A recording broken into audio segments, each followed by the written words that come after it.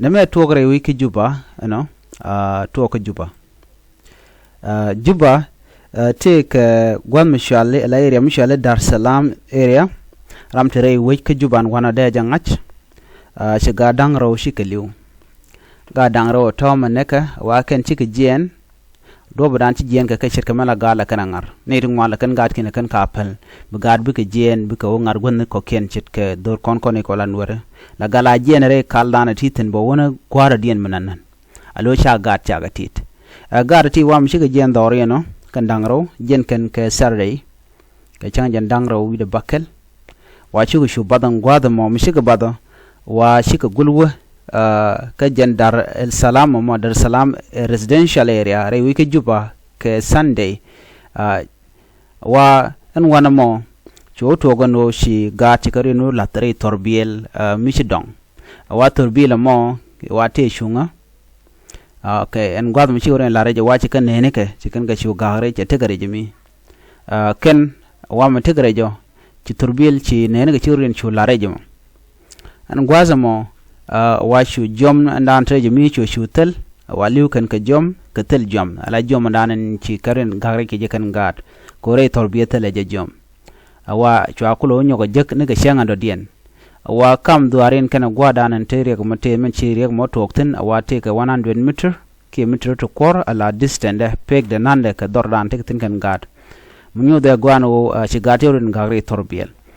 mi shi ga rodin gare torbiyelo no chu garato shuka chuliu ko chaka gor ke chanya dang ro baro gor ke chaka jek en gwadmo chaka jek ka Dar es Salaam area mo re wiki Juba family chaka jek la o tegare torbiel ala broken car mten gwadmo men flat number cha gwar pinba chaka jek lo shiga liu ci jom ndana tekeke ci ken ci gen lo shiga liu re torbiel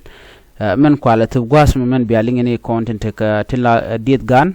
tilla gad lak de ran gat de ja gangdi ko aname cha kontu ko gwan me shewa ka pay diok edan pay diok shang wara ko pay diok me cha tuok ko lo tuok ne ka wuje me wuje shal ke ala shira ke wujane tuok wujane no mona ga dangro tiji gen te kelte garun badek ko gwas edan churi on ladre torbiel dan mala piwe nang ke moj area na ke piu ala piu kon la kwaka shukoren gagre torbiel mo ga torbiel wate garwad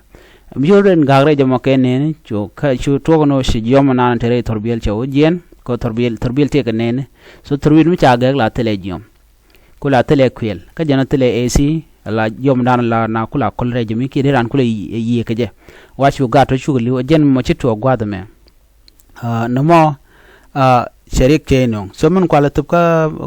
gwane gan kan mane gan ga da ke ci jalrar jin war mom ling ra cheme ne mene lok mute mi shora la gore no biya listen biya kanten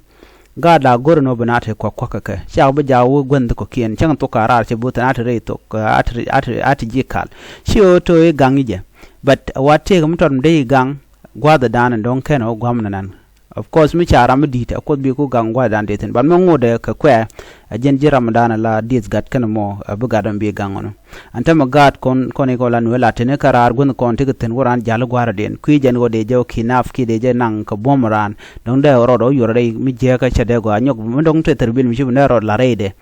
okay tungwan de gada mo de je so yen gone gan man gan ganga gat kabe ka go alaba ka monitor gone kene kala de tiaka re doran tigeten ka chile la wora alaba ka ganga no ne me jen dana de yen ngaj ka jawo dana shalat ka kwigan bana nyoko kala ran diodien ko gor kono bantin kon la